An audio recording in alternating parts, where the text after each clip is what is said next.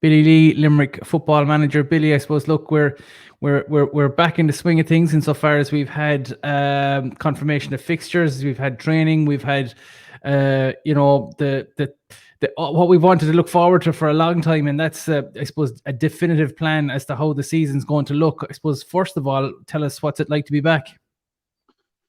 Yeah, it's great to be back, Rafa. Kind of brings a bit of normality to our lives, to some degree anyway. Being able to do things we've been used to doing over the years collectively, so we're privileged in that sense to be able to do that. And I suppose the first night back was that bit strange, because you're wondering, should I be here and should I be doing this or that? Am I okay to do this and that and so forth? So I found that a bit strange. It's not like me to say something like that, but I did find it strange. And I suppose the second night back, we were probably used to at that stage and just got on with it. We were fortunate in the sense that we had plenty of experience of it last October, September when we went back, so we did know it. But I suppose the uniqueness of being back was the strange bit. Not so much the protocols for COVID, but just the fact that we were back doing something we hadn't done for such a long period of time, whether it was a club or county, and it just felt a bit strange, I suppose, but it was great to be back. Good buzz amongst the players as well, especially considering how you finished up last season with that league promotion and giving a great account to yourselves in the championship. So I'd say there must be guys raring for road. Yes, they are. Yeah, they were. They're great. They're great friends with each other now. And we built that up. I suppose you don't have a team without you have those close friendships, and they've got to know each other a lot. So they were delighted to be back in each other's company. And but to be fair to them, they knuckled down pretty fast because they know we have a shot lead into the first competitive game. So there isn't a whole pile of time compared to previous seasons when you can, not be so intense the first night. Or intense is probably a very strong word to describe it. But we were more focused, I suppose, shortly after the kind of fist pumping and how you're doing, so to speak. But yeah, they're eager for it, Billy, I suppose what's the makeup of this year's panel? I'm sure will obviously the guys there that brought you success last year, but is there any or many new fresh faces, or is that something that's still in process? Yeah, look, we have a group of lads in. I suppose I haven't released any panel at this point to anyone, but we have a couple of lads in. I think it's important to see how lads are going at club level, and young lads in the county who are trying to show their talents. It's important to know that we do look at bringing in lads who we feel have gone well in the championships in the previous years. I suppose I have been adopting an approach based on my experience that I probably don't go under the age of 23. I've just found that over the years, a lot of lads came in young and were gone by the time they were 23, and in some cases never came back. And I suppose I've easily got 12 to 13, 14 who did that, which made the first and second year, even into the third year, somewhat difficult. And I don't really want to be burning young lads. They're going to college, they have a lot on, and I think if they can play under 20s and play college football and enjoy club football, get through their exams and come in, I think there's a win-win all around for that. Not alone the fact that they're that bit more mature coming in as well and they're more ready for it. So that's the way I've approached it, rightly or wrongly. I think it's important for the future of Limerick football. It was just a difficult year, and the very early years, and you have to learn from those things as to the reasons and listen to players and listen to what they're telling you. So yeah, but we have about, I suppose, 10 lads in, looking at them. Some of them have been in before and having another go, but pulled out for one reason or another. And then we have another number of lads who have who we feel are at the right age and have got the right skills, and to see, because we've got to keep evolving this panel if lads are up to it. And we are very conscious that it does take a period of time for lads to come from the club scene in Limerick to embed into the county scene, and there's the commitment to maybe 5 to 6 nights a week training, which is completely different what they'd be used to at club. The pace of it, the technical side of it, the tactical side of it, the rest, the diet, it is a massive jump for lads, and they just take a bit of time. And that's something I'm conscious as well, that we don't try and burn lads just because they don't.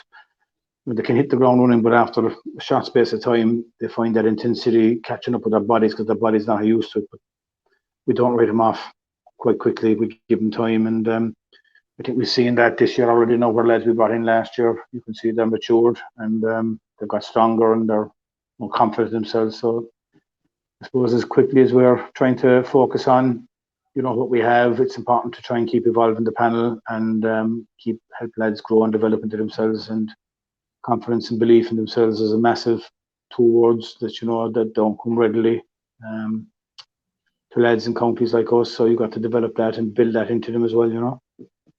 And Billy, I suppose, how different or has it affected preparation insofar as it's gone from an inter-county season to an off-season with no club football in between, and then back into an inter-county season? It's a very strange set of circumstances, and I don't recall that ever happening that I can remember anyway, where you've literally gone back to back. It's almost like a professional soccer season, in that you've had your season, then you've had your off season, and you're back into it again. It's strange, but has it affected preparations in any sense, in that you mightn't have got to see fellas playing club only going back maybe till last kind of September, October? No, I think it's a positive for us, to be honest with you, Rafa. It's allowed the lads work on their fitness and their strengthening, which they wouldn't have been able to do if they were back with club, because they better had to focus on club, and we've never gotten in the way of that. And this time they've had a free run, and so no, I wouldn't see that as a negative at all, and there'll be no excuses around that. From our point of view, I think if anything, it's allowed the lads time, in some cases, to rest the body, give them the rest that was required, and in other cases, lads who are trying to physically build their body and get to the pace of it, it's allowed them that time to strengthen up. So I think from our point of view, it's helped. Now we've got to turn that into performances on the field, but at least we know back that we feel that lads have got their fitness levels up. It's now just trying to manage it, make sure we don't pick up unnecessary injuries by overloading it, and but we have to try and get the intensity up in training. So it's a delicate balance between not overloading lads. In the first week back, we've picked up a couple of knocks from the amount of training we were doing, which wasn't the whole pile, to be honest with you, but it's just that the bodies haven't been used to that. The impact, and something as small as just jumping for a ball and landing on your 2 feet under pressure, you'll be surprised that the body's not used to that when it has only been doing running blocks and weights for the last 5 months. So it's amazing how the body adapts or tunes out to what it was used to. So, but no, from a fitness point of view, we're okay. And I think going from not having the activity in between the finish of last year to the start of this year, I don't see it as a negative. And so, yeah, so that's the way we see it. Yeah, and I suppose, look, if you look at the, if somebody told you 12 months ago or 2 years ago that you'd be playing league football in the same division as the Munster and Ulster champions, you would have had a smile across your face. But as it happens, it's Division 3 North and South, with Cavan in North and Tipperary in South. And I suppose the way the fixtures are broken down, and that you're away to home to Tipperary first, then away to Offaly and away to Wicklow. Billy, we saw the game against Tipperary last year, huge opportunity in that one, but, could exit with your heads held high after the performance in the Gaelic grounds that day. You won't expect anything easy there, but the other 2 games, Wicklow would have come up with you last season, if I'm correct, but and Offaly would always be a tough nut to crack. So you have 3 really good tests in Division 3 next year in this league, and in this upcoming league competition. Yeah, we have, and I suppose, look back to your original question, you would not have expected to have 2 provincial champions in Division 3. If anyone had said to me we'd be in the same division as provincial champions, I'd have said it'd been a miracle, because I'd have been thinking you'd be in Division 1 or Division 2 at the very least. So look, congratulations to Tip, first and foremost, and fair play to them over the years. They've done a lot of work on the ground, and it just shows you the importance of doing work, because they've won in minor All-Ireland. They've been in another.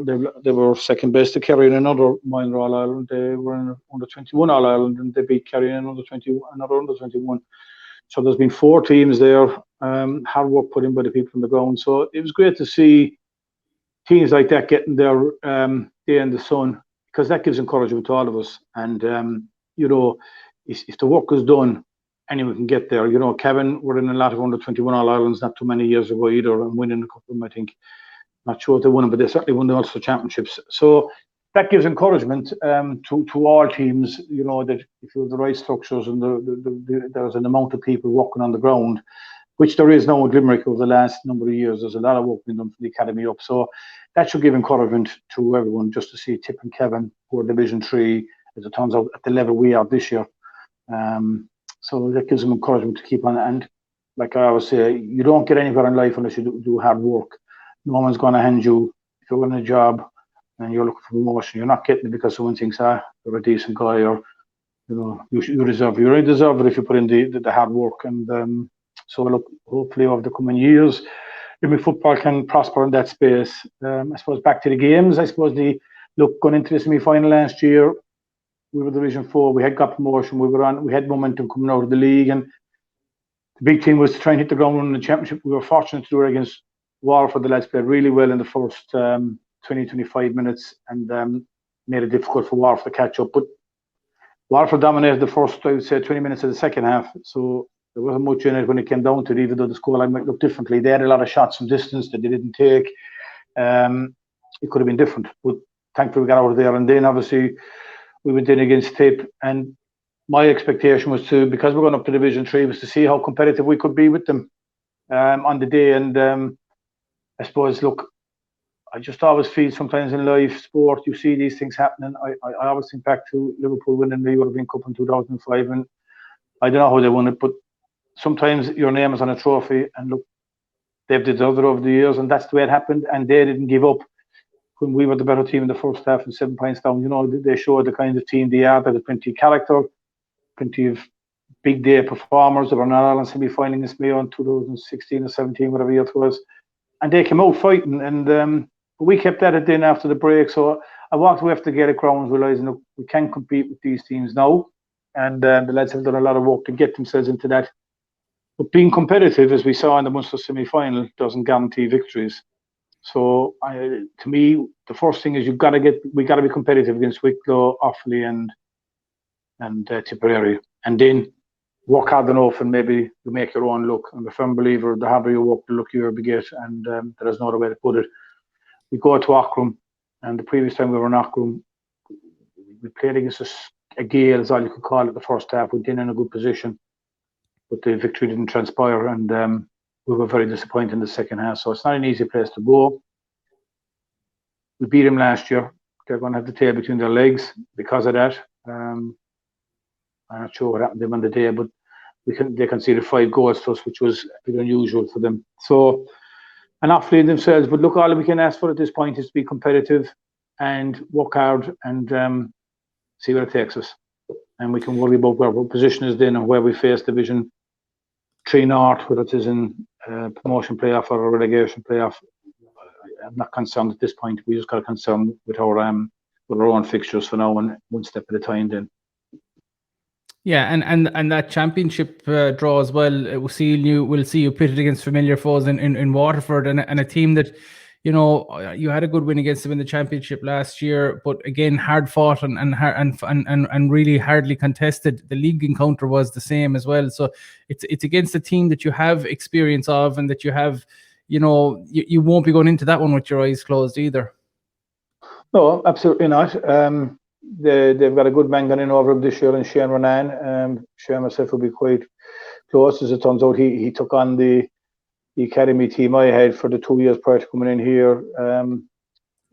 His brother Ricky was involved with me for 2 years, and was involved in the academy and is involved with Monaleen. So, he's a good man gone in, and he's proved his record with Mornaby ladies and Tipperary ladies football team. So he'll bring something different to them. And I'm sure he'll bring a lot more belief into them, that the work that Benji had done before that and Tom McGlinchey before that. So it'll be a new challenge for us, and one not to be underestimated. I think in my tenure between McGrath Cup and League, it'll be the 8th time we go facing them. And I suppose I've been fortunate to be on the right side of the results all the time. rather one draw. I think maybe not. Maybe one out of them. I'm not sure. I can't. So I'm just conscious that sometimes the more you play teams, look runs out. So we cannot underestimate. We're not in a position as a county to be underestimating any team, no matter what league. We've got to keep our feet firmly planked on the ground and see can we build momentum coming out of the league. In previous years, you would have a gap between the league and the championship. And if you didn't have momentum coming out of the league, you could regroup in that period of time, play challenges, maybe get momentum after challenges. You will have no time here. You will have the 3 league games, one after the other. I think you have a week of a break then, and then you play the playoff match, whether you're on the top end or the bottom end.